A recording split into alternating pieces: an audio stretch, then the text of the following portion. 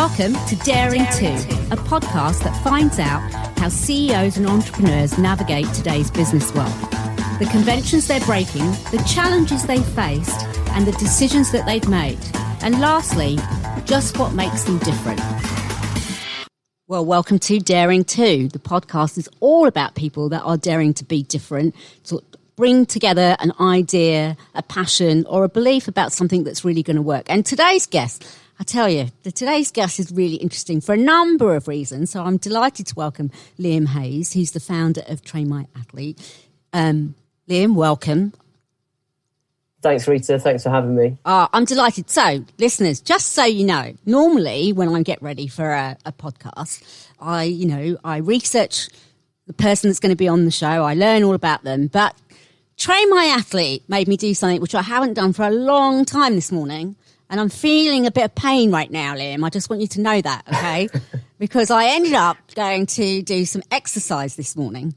And after about 10 minutes, I was like, that Liam, when I get him on the show today, I'm going to say to him, this is your fault that I'm in this pain right now, right? So if I had TrainMyAthlete, maybe the TrainMyAthlete app, maybe I would have realised just what my levels of fitness were like, given that I haven't done anything for a long time. So we are going to talk about what TrainMyAthlete is, but I just wanted to share with my listeners today that I actually do feel a lot better for having done some exercise. But I have no doubt that this is all because of you, Liam. So you own the pain that I'm going to feel for the rest of the day. But more importantly, let's start off, right? So here you are, an entrepreneur, who has started a fascinating app, which I think has so many applications, which we'll talk about. But that's not how your career started, was it? You didn't start out to be a founder of an app, a technology app, did you? I didn't, Rita, and thanks for the lovely introduction. And I'm really glad that you've been spending time really wisely and going out and getting some more exercise now that we're in this enforced situation. So really pleased to hear that. But it wasn't a typical journey. No, there was no sign of me becoming an entrepreneur in the early days. I was an above average student at school, absolutely was hardworking and driven. I tried to become a successful professional footballer. It didn't quite work out. I just didn't quite make the grade. And so I went into what I thought was the next best thing and started a career in physiotherapy. And what a wonderful time I had. And I began working in physiotherapy within professional sport, which I thoroughly enjoyed, and really was prepping for just a career within physiotherapy and to maintain that. It was only through some frustration in what we do in professional sport is we create exercise plans and we tell all these professional athletes when they go on holiday exactly what they need to do to keep their weight down, to make sure when they come back they're not too overweight and they're nice and fit and healthy. And I used to spend, must have been 15 hours creating these lovely Excel spreadsheets only for all the players. And I completely understand why, just to leave them in the changing rooms after the game because they were off on holiday, their hard season was done and they needed some much needed rest. So there was some mild frustration at that, and I thought there must be a bit more of a professional way rather than keeping in touch over the holidays with WhatsApp. But nothing. The entrepreneur light still didn't switch on, even though it was telling me to switch on at that stage. And it was only then after I moved into to another area of physiotherapy that I was on holiday, and all of a sudden then. When I was away on holiday, I thought, wouldn't it be great just to know exactly what I should do in this gym? I don't know why I was in the gym on holiday, but I thought if only I just knew the exact things that I should be doing and working on. And it casted my mind back to all those athletes that are away on holiday and probably thinking the same thing. And suddenly I thought, well, actually, simply having all of this content on the app would have been a really beneficial thing. And that's what kickstarted it. And then from doing market research, I realized it wasn't the most unique idea, and there were some products in the market. However, they didn't particularly look great, those products, and they weren't particularly functional and they weren't particularly used. And I still had some of those athletes that I worked with texting me and asking me how to cope with a certain injury, etc. So that's where my journey started, and it's been a great journey since then, Rita. But it's certainly no signs in the early days of that happening. Do you think it's because, you kind of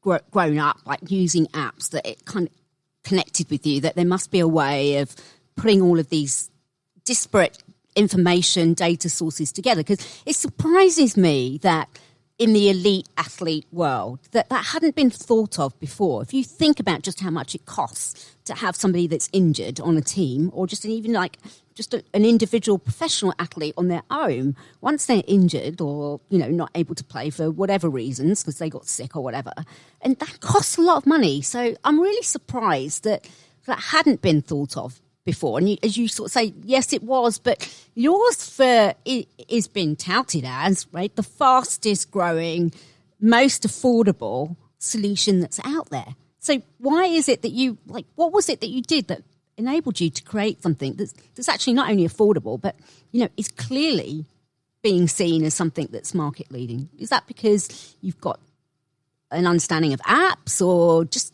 was it because you were able to connect stuff? What was it?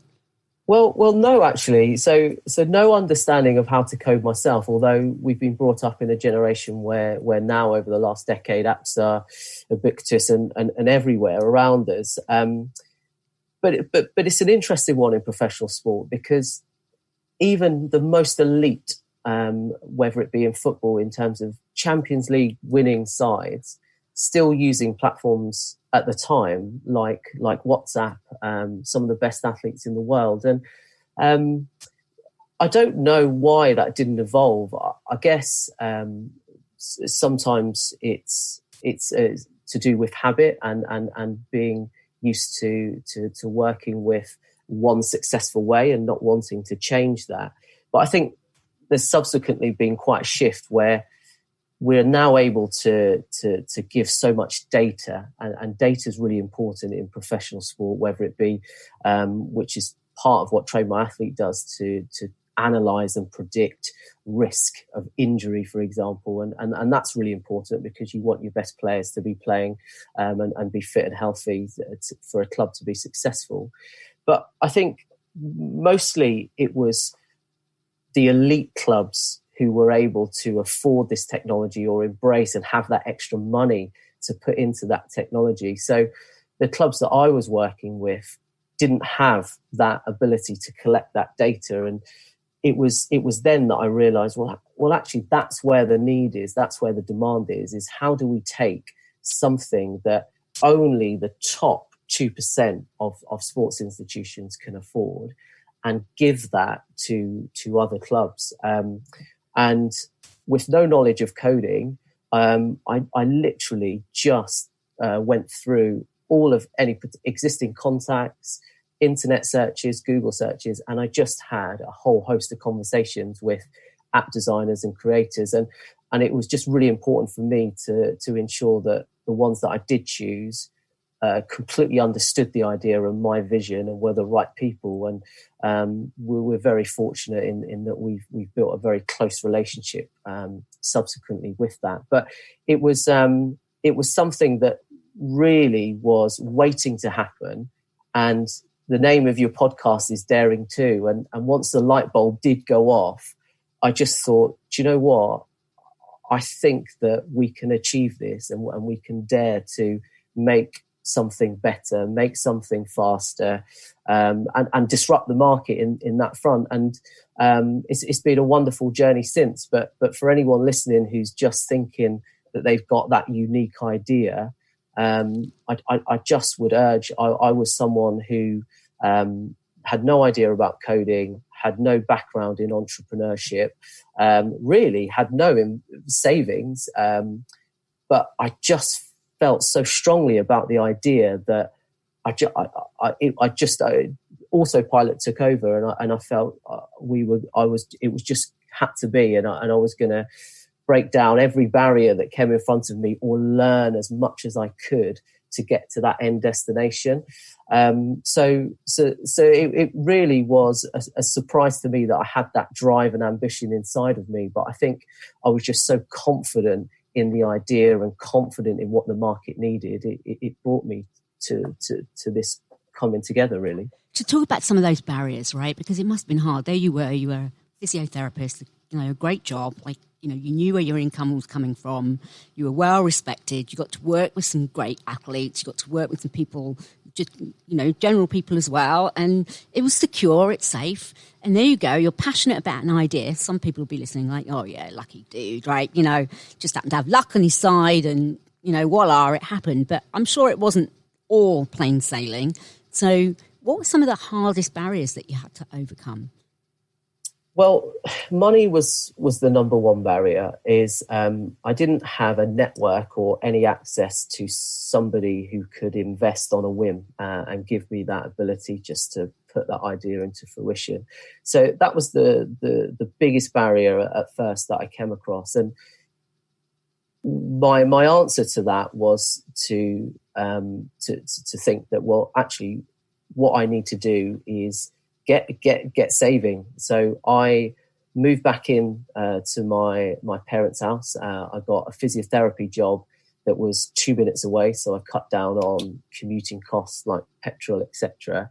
And I just saved. So I didn't have too much of a social life at that point because everything was going into this pot, which was eventually going to create the prototype. And it was a small pot, but it gave me what I needed to start because I just didn't feel that in such a new and emerging market, I had the contacts to really go to and say, look, I've got this vision, back me with your finances. And I felt that actually I was so confident in the idea that I was just going to invest my own money. If I could only just get the prototype, then I could show people this app and this product and how amazing it will be. And then I'll be able to have conversations about funding and develop it further.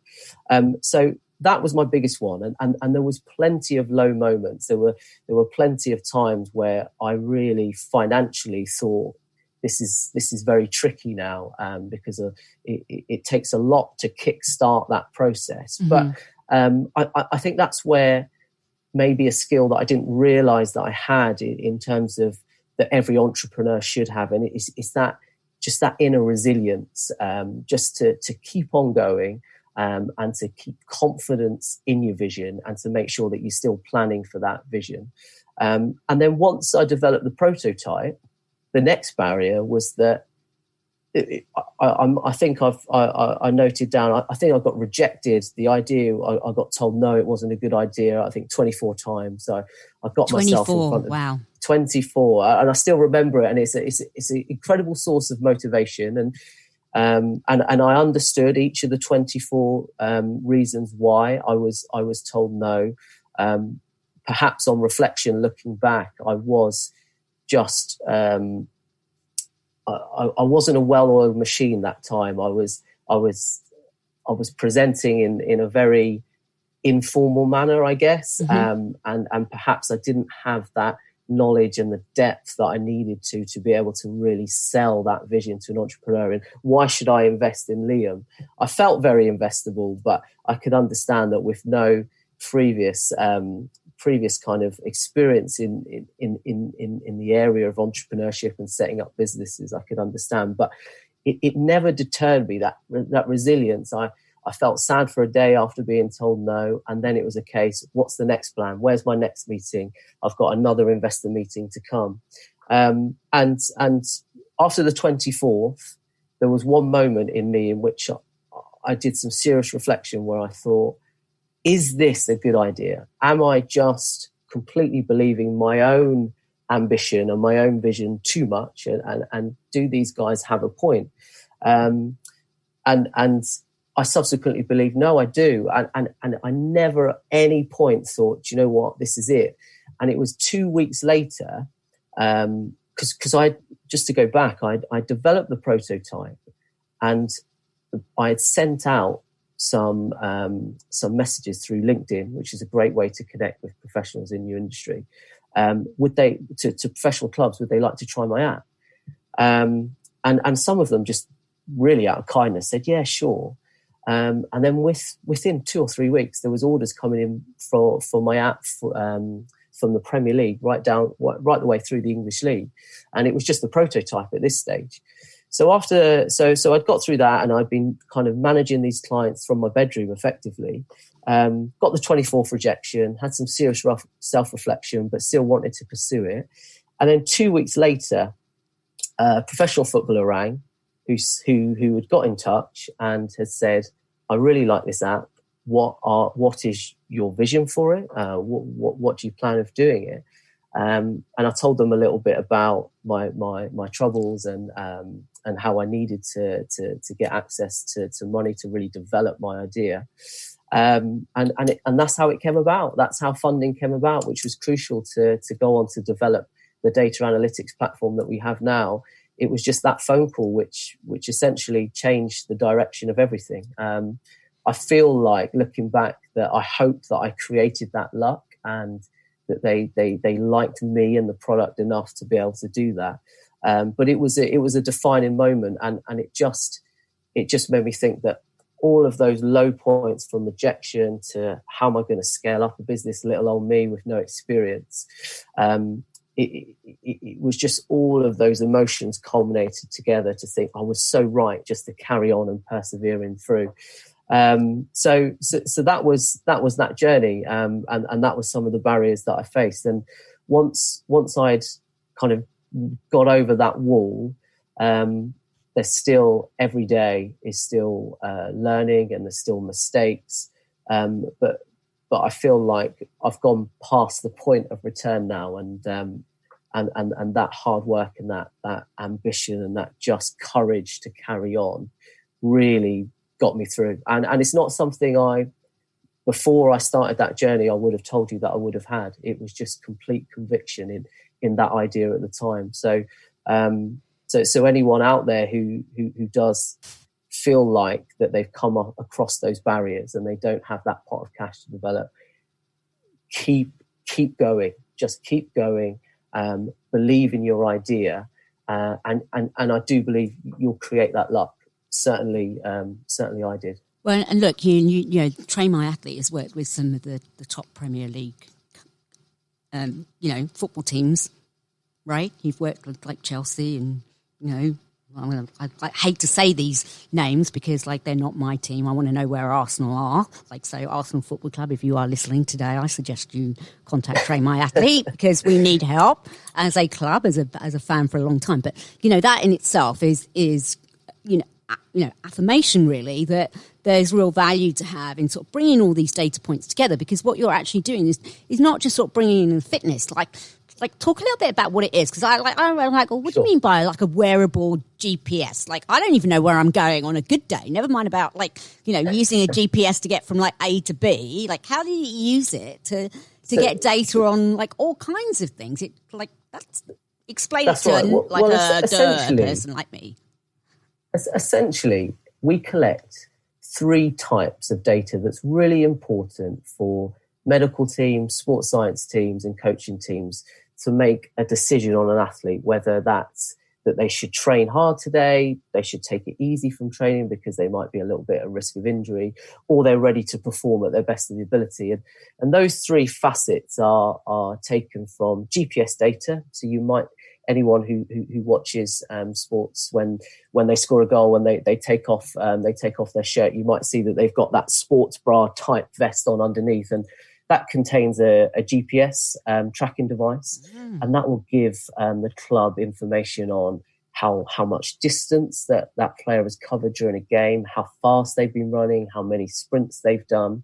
So that's one aspect. So it takes all of that data in. So if you were here right now, Liam, you would see Stone, our producer here, he's like shaking his head going like, no way, like really? Like he's like fascinated by what you just said. So now everybody, like all the listeners are going to be like watching from now on of all the like different games, whether it's American football or like soccer or whatever it might be. They're going to be waiting for the look to see where's that GPS that person's got on, because absolutely. Sometimes there's a telltale sign at the back of the shirt, just a little bit of what looks like a bit of a lump just coming out of their shirt, and there's no hiding ground for athletes as well. It's a little bit Big Brother, I guess, but it is really important, not only just to ensure that clubs perform successfully, but also to ensure the health of that athlete, which is really important to make sure they're not doing too much. But that's one component. The second component that our software collates in terms of the data is the wellness of that athlete. And now that will be collecting data on how well they slept, what are their general stress levels like, what are their mood levels like, and any other things that are going on in terms of, do they just feel sore across their body? That's all really important information, whether an athlete should be training that day or playing, and whether any intervention is needed.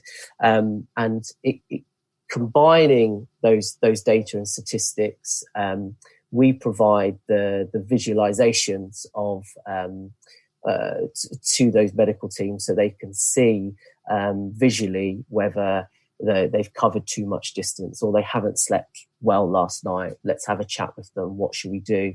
And by presenting that data to them, we just give them the confidence to be able to make decisions. So it's a clever, sophisticated system, and there's a lot of algorithms and data that go into producing it.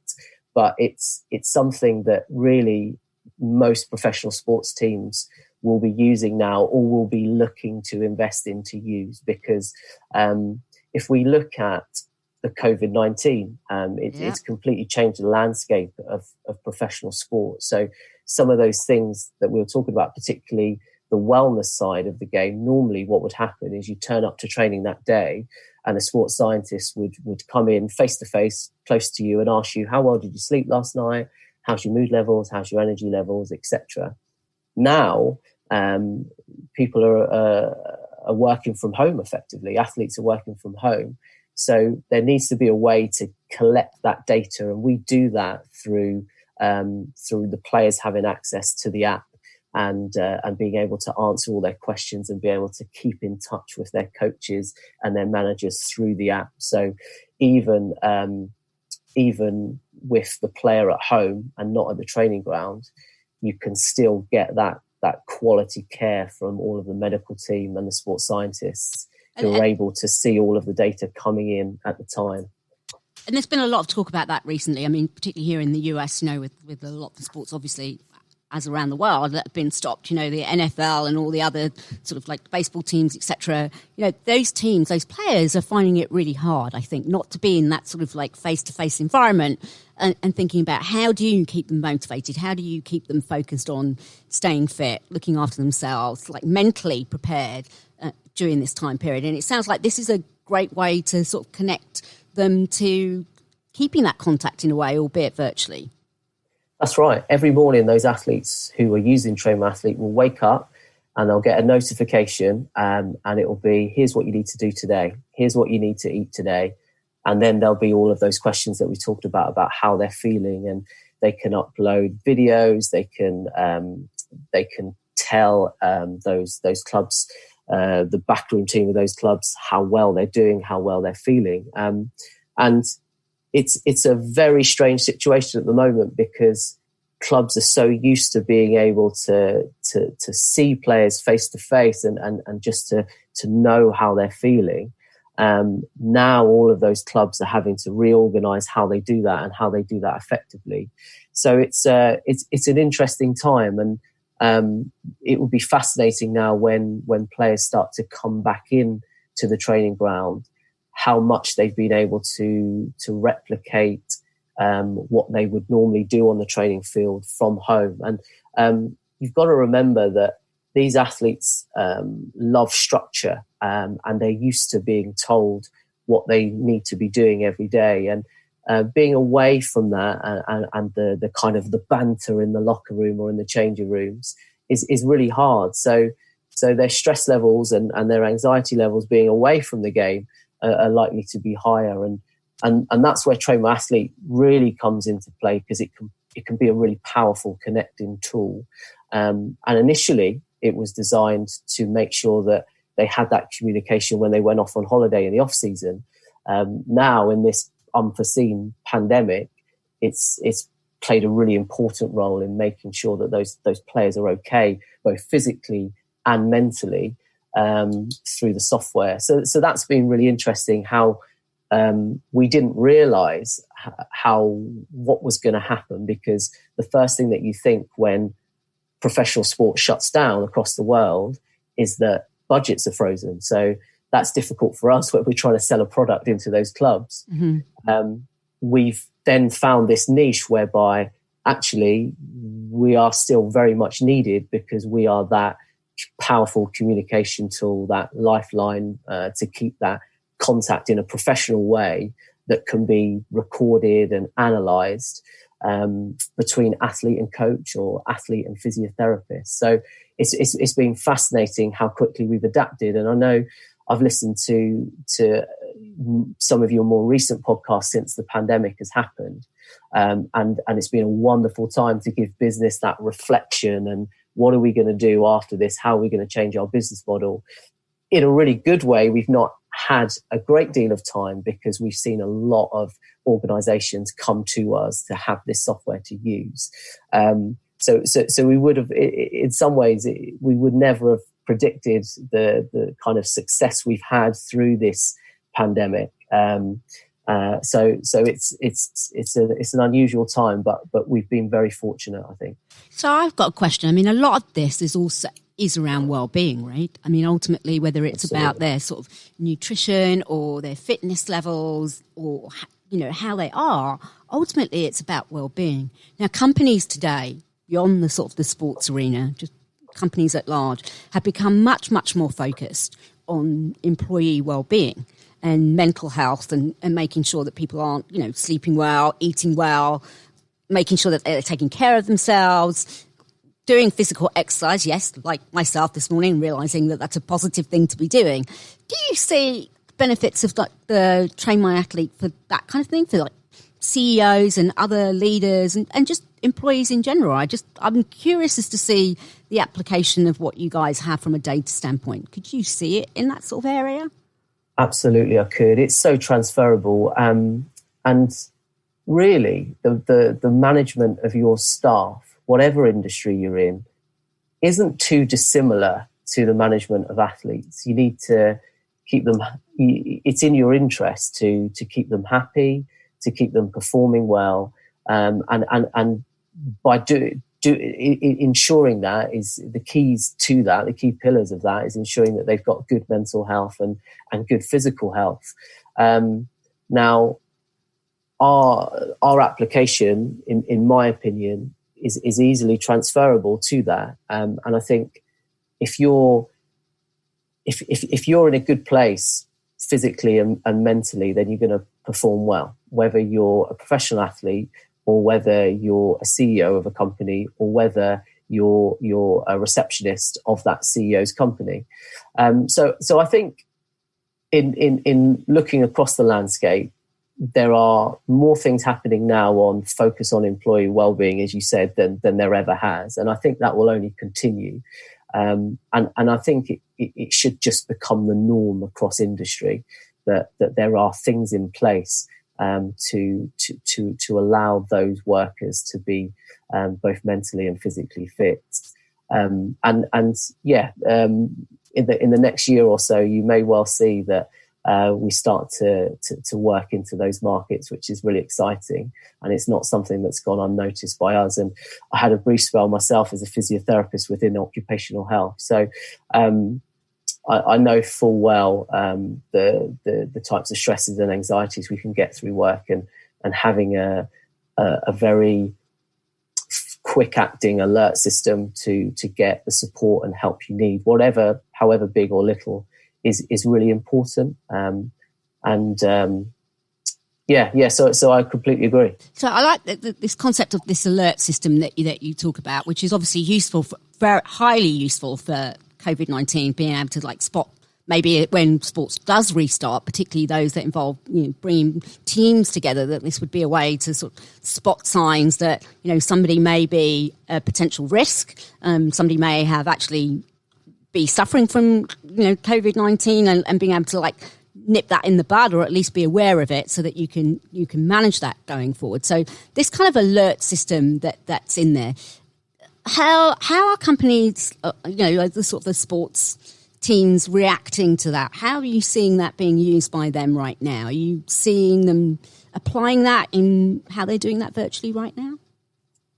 Absolutely. So specific to our application, we're seeing a lot of club doctors asking questions every day about how an athlete's temperature, if they've got a dry cough, are they displaying any symptoms at all? And when they answer those questions, what will happen is if they reach a certain threshold where they are becoming symptomatic, then the doctors will get a notification on their phone or an email to say that so-and-so is displaying some symptoms that could potentially be COVID-19. And then what we're seeing is them allowing them to have that conversation, and if need be, doing drive-by testing or taking further action as necessary. It's been engaged with very, very well, and I think not just in sport, but particularly because the spotlight at the moment is on sport with the conversations happening to return to sport now. There is a great deal of anxiety within medical departments of sports clubs to ensure that they're keeping their athletes safe and they're stopping any spread within the group. And the only way that we can do that successfully is by testing them, but also continuously screening for symptoms. So clubs will be screening now symptoms every single day. So every morning, those players will have to submit their forms on the app. And providing that doesn't meet the threshold, then they'll be able to come into training that day and still get a test. But if it does, then action can be taken to prevent both the welfare for that athlete, but also the welfare of his teammates at the training ground. So it's something that's being taken very seriously, and a situation that's never occurred before.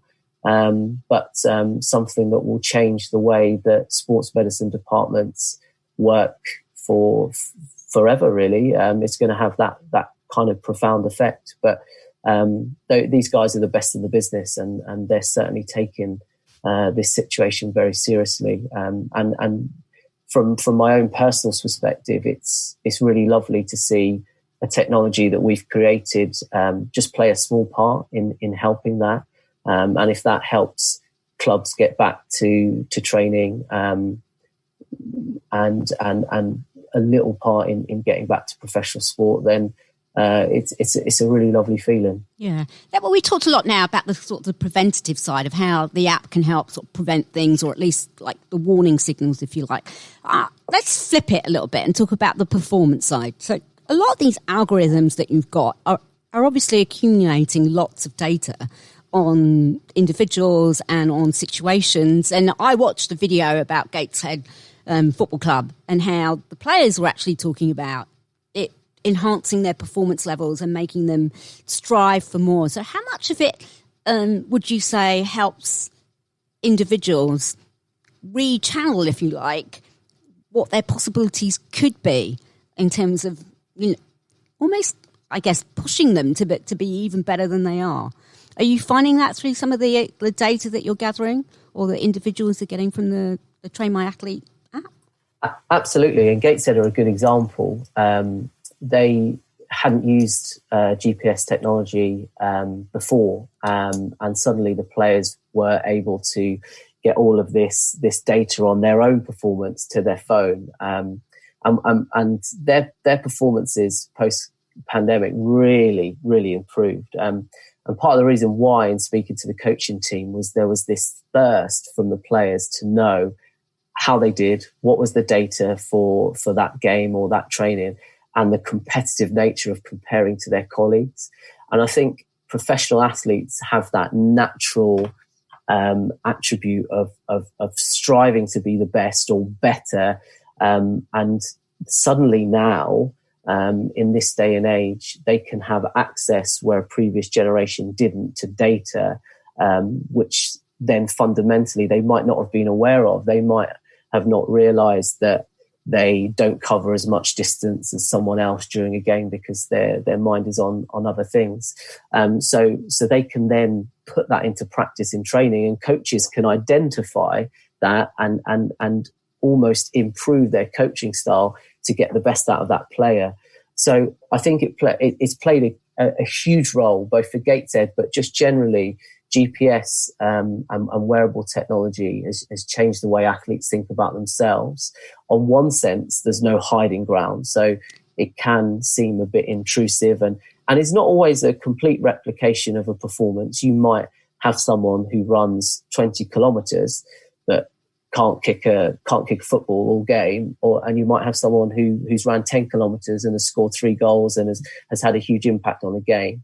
But what it does is identify themes and trends, and that has had a massive take up from both the backroom team, but also of the athletes. They're a competitive bunch by nature, and what we're planning to do in the next year or so is actually bring that out to the everyday Sunday league type footballer, to both at consumer level, whereby they can run around the field for their pub team or their under 10s team or whatever it might be, and then they can pick up the data and compare themselves to how does that compare with my favourite footballer in the Premier League.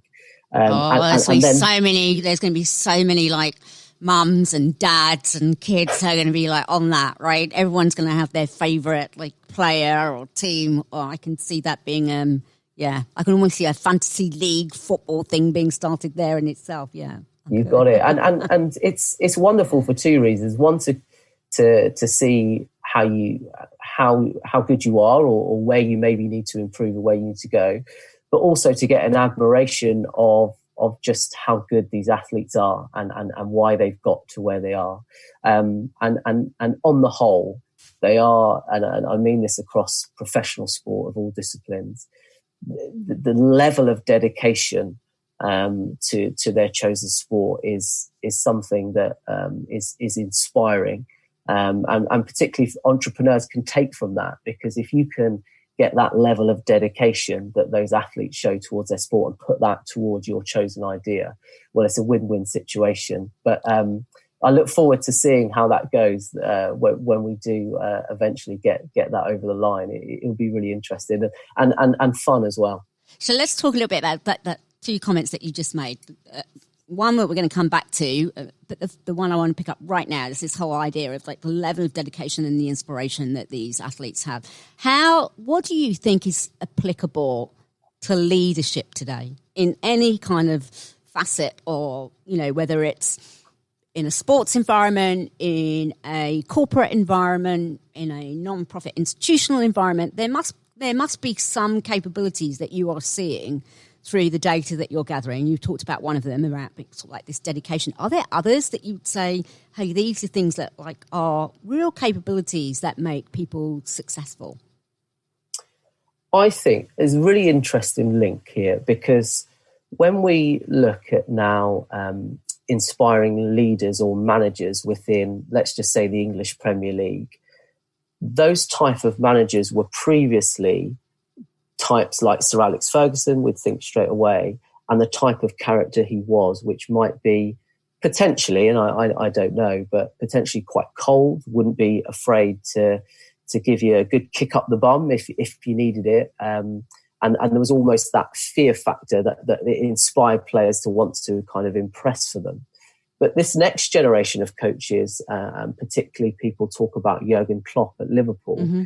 And this larger-than-life character, very charismatic, the type of manager that you would imagine would put their arm around the player and inspire them in a very different way. And I think that's quite transferable to other industries, where I think CEOs, leaders should be somebody that people can approach and go to. They should have that approachability. They should have that want to build that person up and to inspire that person to be better. And I think the way we inspire is changing. I think a true leader now is somebody who can empathize and show compassion, and talk through mistakes, why they might happen, and not come down so hard. I think as a generation, our personalities are changing as well, where we're responding better to that type, almost like that TLC approach, to build them up. And there are always times where difficult conversations need to be had, and you need that ability to have that difficult conversation.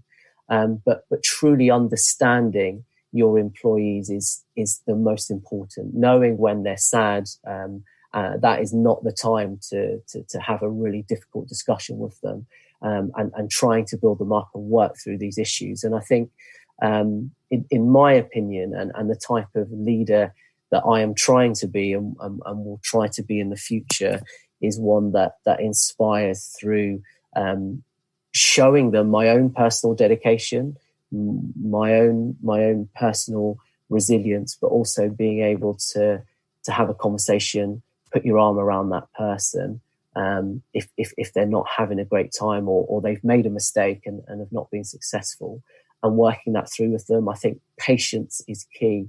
I think we should, to inspire people, we need to be invested in them in the long term. And I think when you invest in someone in the long term, you will get lows, but you'll also get incredible highs. And I know, even as a physiotherapist, the people that I initially, when I came out of university, despite having a good degree and everything, I didn't really know too much. I was suddenly thrust upon it. But I had leaders that inspired me, that were patient with me. And I think I've taken a lot from that. And when I look at now these charismatic people like Jurgen Klopp, you know that every one of those players walks in and they want to play for them because they admire that person, and they know that person has their back when they need to be. And I think we should see a shift towards that, rather than the kind of old, archaic ruling by fear. I think people now rebel against that. Certainly I probably would have if I had ever experienced it. But I think that's an interesting change. And I think it's really clear in sport. I think you can see that.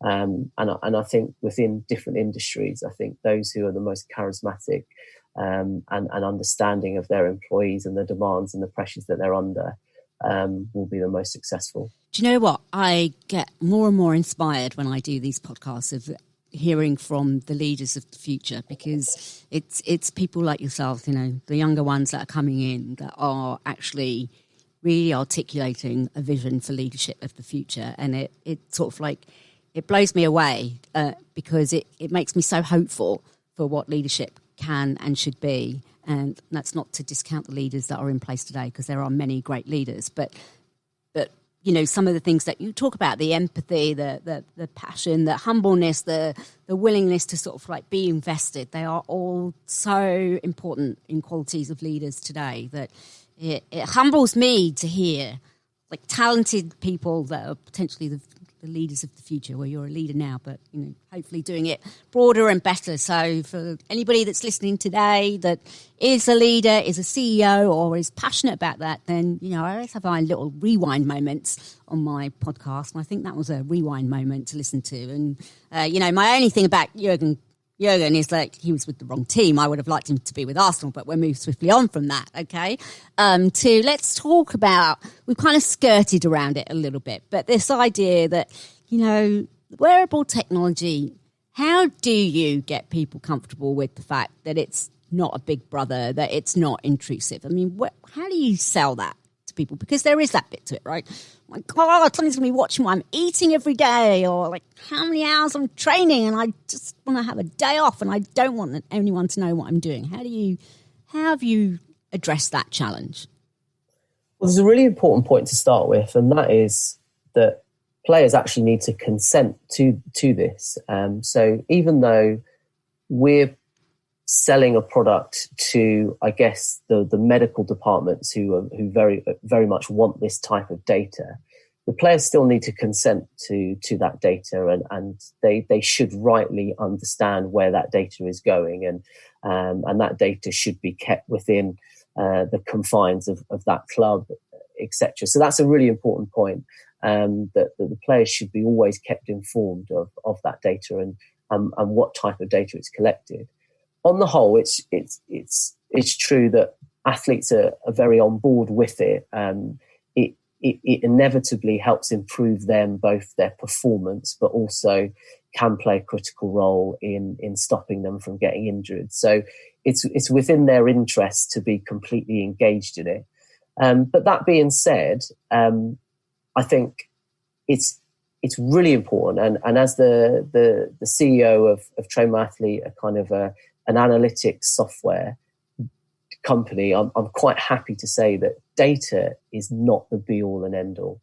And it has to be used to inform rather than to be the key reason to make a decision, because data lacks that human element, right? And I think we can collate as much really cool data that looks really cool on spreadsheets, wonderful graphs, etc. But I always think until you're looking that athlete in the eye, for example, it's very difficult to make a decision purely based on data. And I actually think that it should always revert to the skill of the clinician, whether that's the club doctor, the club physio, the sports scientist, the coach. They will know, and a player will know whether they perform well or whether they're doing too much or too little. It can be a key role in motivating someone. So if someone is resistant to how well they've played, it can support in an argument of perhaps they haven't done enough compared to their peers. And that in itself can be motivating to make sure that that athlete wants to be able to pull his weight compared to his colleagues. But I think as long as data is kept where it should be, and is not used to make the final decision, that skill of the person making that decision, that human element has to be a factor. Otherwise, it won't be successful. And we've seen many stories, and this just isn't with the data that we collect, but kind of Moneyball was a film that I remember watching where there was a successful story where they used kind of data analytics in baseball, I believe, for the Oakland Athletics to make them successful. And yes, they had a great run, but there are many stories where they have just looked at data to sign particular players or to play a particular way. And there are many more unsuccessful stories than there are successful stories. And that's because you need to take your head out of the data. It's a really important part. It's there and it should be very accessible, but it should be taken with other elements, the human element, the expert knowledge of the person making the decision. And I think once you combine all of those, then there is the real chance of being successful. But I think data alone is just not enough, and we should never go down that route ever.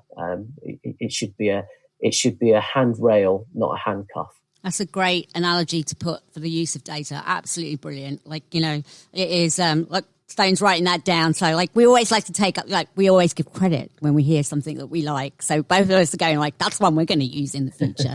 Liam, we were there's so many other things that I would ask you, about how it's, in my head, I'm going wow, we can see different people coming together and collaborating that wouldn't have collaborated before, like sports scientists, coaches, players. I mean, it's a whole different kind of thinking around collaboration, but we don't have enough time to talk about all those things. So the last question, I'm afraid I'm going to ask you, afraid to close it out really, but have to do so, is what's your daring to moment, do you think? Was it starting the business? What is it? Now that you look back, a couple of years on, having taken this vision and made it happen, what's your daring to moment? Honestly, when you just said even the words daring to, it just took me right back to the moment and the hairs on my arms standing up, because my daring to moment was that light bulb moment. I was in the gym on holiday and I thought, wouldn't this be a good idea? And there was just that, almost within that same time, am I going to do this? Am I the person to do this? Is this a good enough idea? And very quickly in my head, I just thought, yes, I'm going to do it. And actually, even though I've got no background in setting up business, even though I've not got any money, which I didn't at that time, I think I can make this work. And if I don't go for this now, I will look back and think I should have done it then. And if I do and it doesn't work out, I'll have absolutely no regrets and be really proud of myself for taking on that challenge. So that was absolutely my dare to moment. I'm proud I did it. Even if it hadn't have worked out, I would have been very proud. I left nothing stone unturned in my quest to develop TrainMyAthlete. So for that, I genuinely can say I was proud of myself, and that was my dare to moment, I think. I mean, brilliant. I'm speechless. So brilliant. That was a great way to end the show. Liam, if people want to know more about TrainMyAthlete, get in contact with you, find out more about it, what's the best way? Email me or on LinkedIn. So you can get me on email with liam@trainmyathlete.com, or you can easily find me, Liam Hayes, on LinkedIn. I'm quite active on both, so feel free to reach out. Okay, and you're going to hear more about where you can find out about Dare Worldwide, but you can also find me on Twitter at Rita_Trahan. It's been great to have you, Liam. Thank you so much, Rita. Really enjoyed that. Thanks for listening. Enjoyed the conversation? Make sure you subscribe so you don't miss out on future episodes of Daring 2. Also, check out our website, dareworldwide.com, for some great resources around business in general, leadership, and how to bring about change. See you next time.